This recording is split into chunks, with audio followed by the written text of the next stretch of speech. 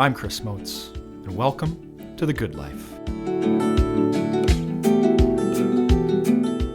Around our kitchen table, we talk about the stuff that matters. So pull up a chair as we visit with real people and talk about love and loss, sacrifice and salvation. At this kitchen table, we don't have all the answers, but we do believe that life is good. And we want you to hear the stories of everyday heroes living the good life. Friends, welcome back for another episode of The Good Life. It's a pleasure to be with you today. As we've kind of gone through our journey together of having just regular folks on to share their stories, a lot of our different stories have touched on an abortion one way or the other. And one of the realities that's out there, sometimes we don't think about if abortion hasn't touched us personally in our own lives, is that statistically 1 in 4 women have had an abortion in this country. But it's the conviction on this program, at least, that this isn't just a statistic, that these women aren't just numbers. And in fact, they're not political props either. We hear advocates of abortion kind of use the phrase "shout your abortion," or to see almost a kind of a pride trying to, I think, destigmatize. And we want to destigmatize too, because we know that there is healing from the shame and pain. But to bring this story home, we're really just privileged to welcome to our program today Odena Koth. Odena's a South Dakota native and resident, a wife and mother. And she's got her own story of sacrifice and salvation, of love and loss, and her own story of abortion in her life. So Odena, it's a delight. Welcome to the show today. Thank you very much. Tell us a little bit just about life growing up. Give us a sense of your background and family life and how you were raised here in the South Dakota that we all know. Okay. Well, my mom and dad welcomed me to their life late in life. My mom was 40 and my dad was 47 when I was born. So I had a very stable upbringing. I had older brothers, just probably the normal. Yeah. My dad was Norwegian, so that would indicate that he kind of held back from public affection, and I do remember trying to earn his approval so much, but yeah, just a very stable upbringing and a Christian home. My mom and dad had a very strong faith, and that was passed on to us as well. I made an early decision to follow Christ, but I rebelled, and that's part of my story, is that part of my rebellion. So, can you give us a sense of just historical context or awareness? Roe versus Wade was passed in 1973. Abortion was illegal in South Dakota. Before then, what are your memories of that era in our state and American history? I was born in 1961, so I kind of remember that, but not so much. My abortion happened in January of 1982, so I knew it was available. Yeah. But I also knew it was wrong. Yeah. I had been raised that way. But I got into a situation when I was in college. I was 20 years old, had been dating my boyfriend for 2 years. And even though we discussed if something like this ever happened, we'd get married, he too was from a very conservative home. And neither one of us, we felt a lot of shame. Yeah. Okay. And we knew that our parents had a religious pride. Yeah. And it would be a very difficult thing for them to accept, and so we did what we thought, just cover it up. Yeah. And it was legal. Yeah. And so it was actually way too easy. Yeah. to get an abortion. I remember I called the clinic. They told me what to do. We told absolutely no one. We were the only two that knew about this. Did not seek any pre-counseling at all. I do believe, if I remember correctly, which I've tried to block a lot of it out, I did have to watch a video when I got there. And and it was like, now, I've done volunteer work and counseling at Alpha Center in the past, and and I see where if something like that would have been available, perhaps the support of that would have made a difference. Yeah. Do you remember, was it in Sioux Falls that you came to? Actually, no, it was in Rapid City. Rapid City. Yeah. Mm-hmm. Do you remember the procedure itself, or even going to the clinic? Yes, I remember my boyfriend drove me. I didn't want him to come in, so he waited in the car. It was one of the coldest days in January. I've always thought, well, why did our car start that we even could go? And different things like that, and regrets of if there would have just been an intervention. But yet at the same time, I know that God gives us free will. Yeah. And even though it wasn't his divine plan, he has used it. And for me to reach out to people that have been in the same situation. I do remember, and if there was someone, you hear about protests and stuff. There was one person that was there, and he was just praying. Yeah. And he did not try to interrupt at all, and it was very respectful. Yeah. And I guess sometimes being on this side of it and hearing people talking about the protests and how awful and I really think the Christian community that has battled against abortion so much through prayer, it's been a very peaceful thing. I mean, I did not feel threatened at all by that. And so after the abortion in January of 1982, did you kind of just move on? Did you feel remorse? Did you feel hurt? What was the experience in the months and years following? Well, initially you feel relief, and it was like, okay, the problem is over. And then my boyfriend and I had decided we would get married. We had a date set in September of 1983. Over the course of that year and a half, we had numerous outbursts and everything, and finally I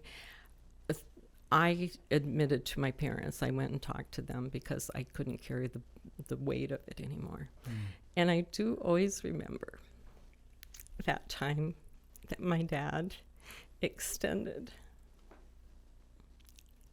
love and acceptance, and he just said, Dina, God can forgive, and you can move on. And it was just such a feeling of, oh my goodness, why didn't I talk to them in the first place? But anyway, it was, and so as the wedding approached, my fiance broke off the engagement. We had, it was only months before we were going to get married, and it was just like, I think he was also going through a lot of guilt and regret as well, and we were still fairly young, early 20s. So that sense of regret. So this is the early 80s. What did healing look like for you as your life went on? I mean, it's a very beautiful testimony of your dad's response, a loving response. Well, I did eventually get married in 1985. My husband knows about the abortion. I got involved in church, and it's like, but I didn't ever bring that up because it was a point of shame. And yet, when our first child was born in 1990, of course, all of that brought things up, and I felt the loss of my true firstborn. And then I started just really seeking out the Lord. I mean, just hours in prayer, and such a feeling of forgiveness. Yeah. That I knew God had forgiven me. The hard part was me forgiving myself. Yeah. And so that is the time then when I went, well, actually, we had another child in 93, and then in 95, between our firstborn and the secondborn, I had 2 miscarriages. Again, I went through it's probably because of the abortion, which it may well have been because of the type of abortion I had.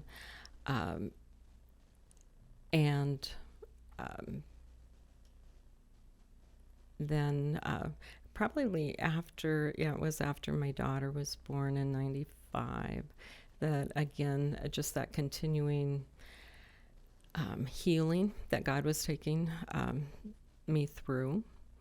And I felt led to volunteer at the Alpha Center. And when you become a counselor or a volunteer, there was a screening at that time, and I had decided by that point that I was going to fully disclose. And so when I shared that I had an abortion, I went through a post-abortion Bible study, and again, that just kind of cemented so much that God had been doing in my life. Yeah. And then I led a post-abortion Bible study, and again, it just sharing my story, and scripturally speaking, healing comes with confession. Yeah. And it just seemed that that's what I needed to do to continue my healing. Sure. I mean, this is just being at the Alpha Center and the Bible study. Mm-hmm. Did you see that your story was like other stories? Are other stories, do they fit a pattern? Are they all unique?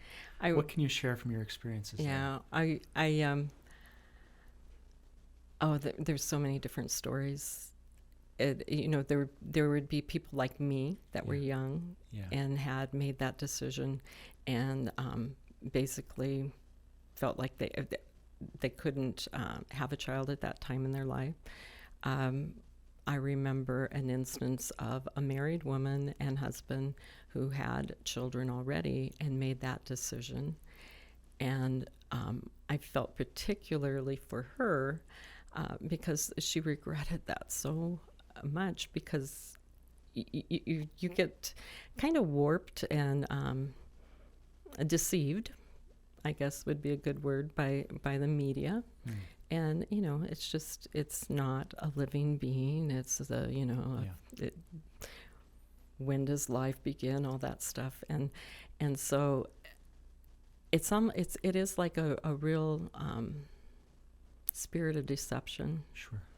And but to work with people when they find the forgiveness and freedom that comes through that was truly impactful. Sure. My life got busy with my children, and so then I kind of had to pull out of volunteering.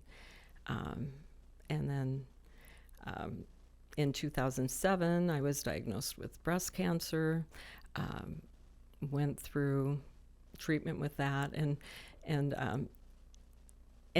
I kind of researched it now because I had heard at the time that sometimes there is a link between breast cancer and abortion. It depends on what study you read. Sure. But in my heart and my mind, and there was no genetic reason for me to have breast cancer. Sure.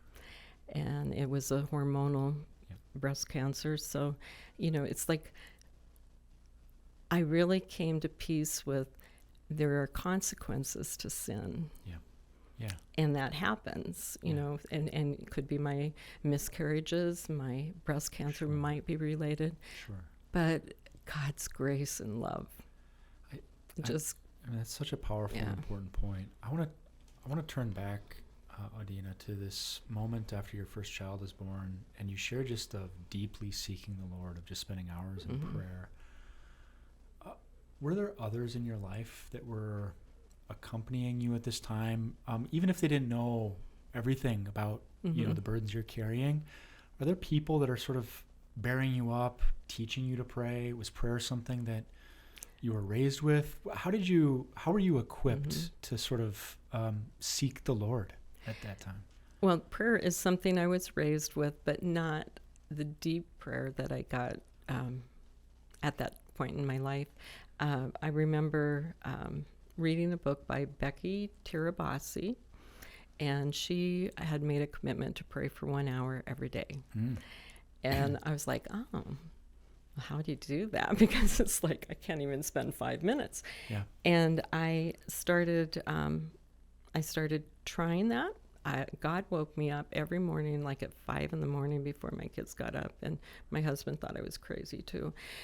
But it was such a time of looking forward to. Yeah. And the people that came along beside me, I had a pastor that did a lot of counseling. Sure. I had shared with him and his wife, and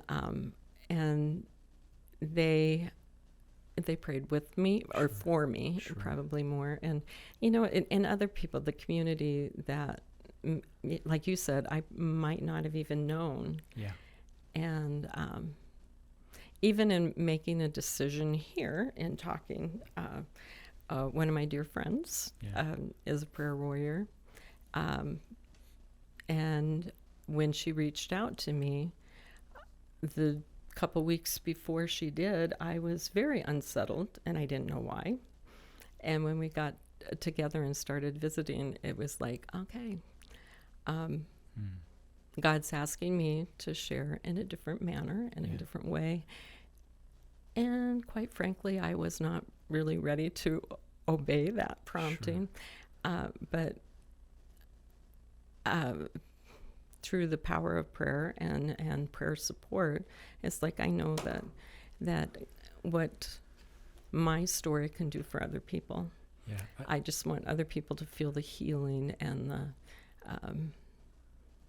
the forgiveness. That's beautiful. Yeah. I mean, to pray an hour a day.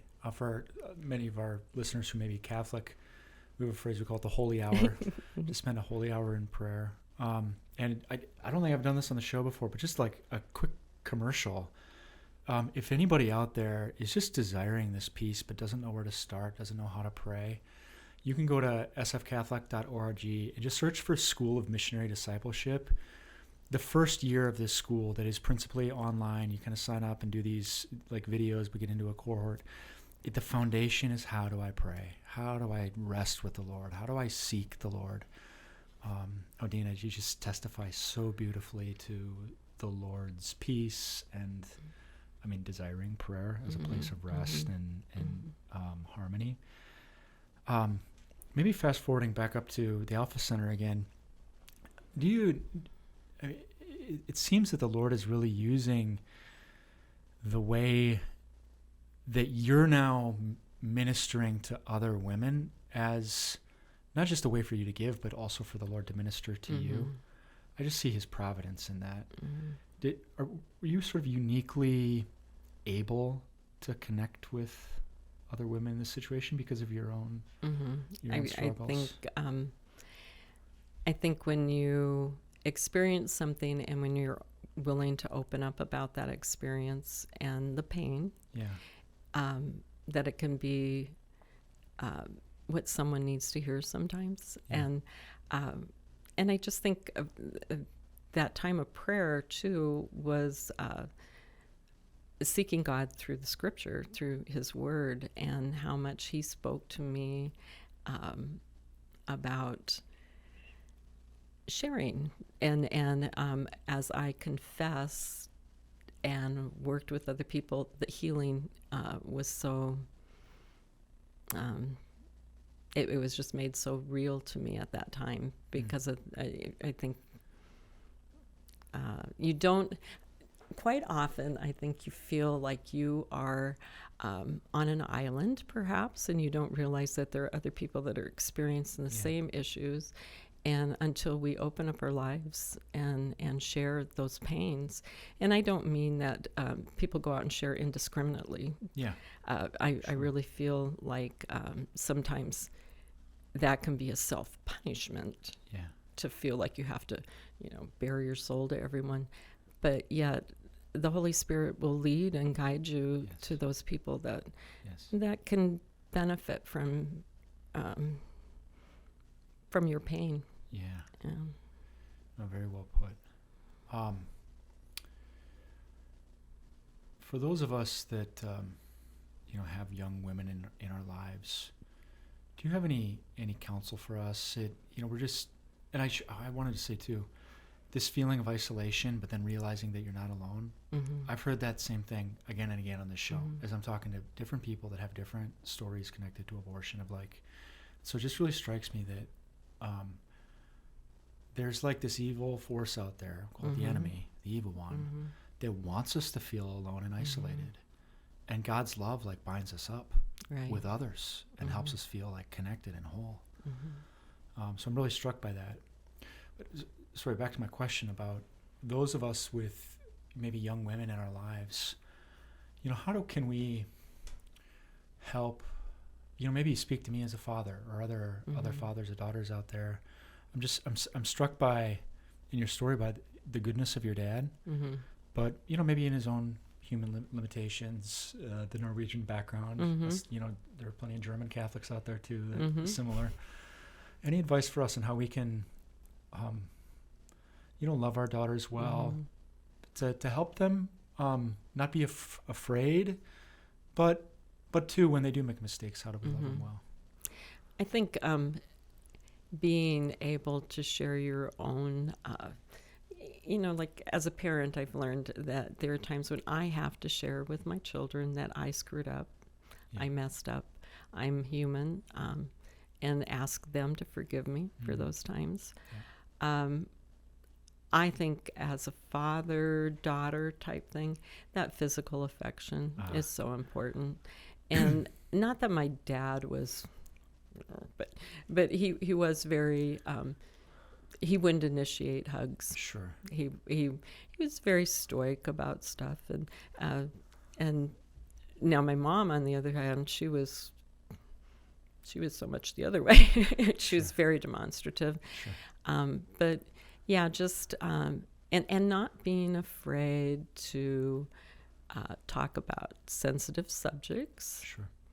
And I think so much of what's come out now about purity is so special to share with a girl, but what my dad probably didn't want to even visit about because it would be embarrassing. So those type of items, I think, just those are love beautiful. on them. And it really catches me. I was at a talk for men a couple years ago, and one of the men was giving a talk on fathers blessing their daughters and how even just the touch of a father can be a way to bless our daughters. So I've tried to take that to heart myself by, whether it's hugs or, kind of just, I don't know, tousling her hair or, just kind of, oh, it's beautiful. That's so good. Odena, what about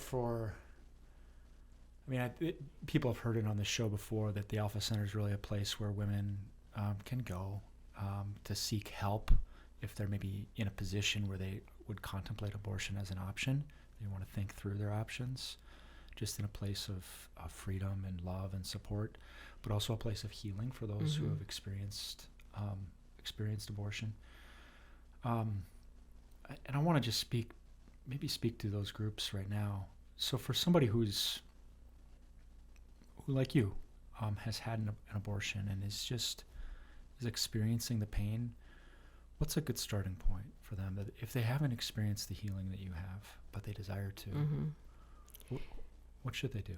I think to make the call, and to know that they don't have to be like me and share this to the world. Sure.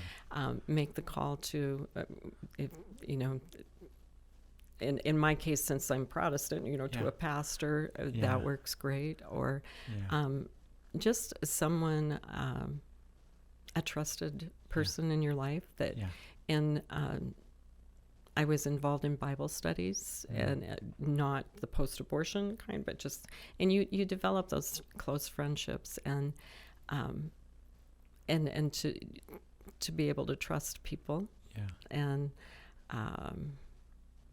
just don't be afraid to make the call. You mentioned the spiritual warfare about it. Sure. I mean, that comes down to healing, where the enemy would like to hold us back from that abundant life in Christ that we all can have as believers. And well, and I really, thanks for raising the spiritual warfare aspect of it again, because so often with abortion, especially politics, we can just get a little combative about everything, and it's good. We're citizens, we need to engage in the public square, but it's also important to remember that human beings, all of us, are created for love and relationships, and there's one enemy.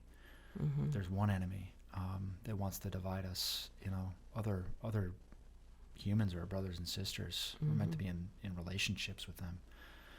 Okay, so speaking maybe in our last minute or two here, just to that young woman who is expecting, is pregnant, and is afraid, what encouragement or counsel would you have for her? Well, I think the same thing is make that call. Sure. There are people out there that want to come alongside you and help you.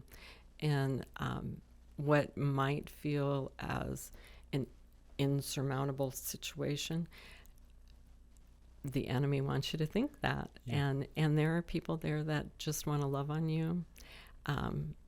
There's decisions that you don't have to make right away. And there's time. And there's people that want to raise a child that can't have one. If you choose to release for adoption, that's a beautiful choice. But that's not to say that your mind won't change over that, and you don't have to make those decisions right away. Just allow people to love on you. Beautiful. Very well put. Odena Koth, thank you so much for joining us on The Good Life. Yeah, thank you. And thank you, dear listeners. Hey, early voting starts here in just a couple of weeks. November 5th, we're all going to the polls. Amendment G. Amendment G is a very dangerous and radical initiative that would legalize abortion up to the moment of birth. It would take away all rights of parents to know what's going on with their minor daughters, and would eliminate health and safety provisions.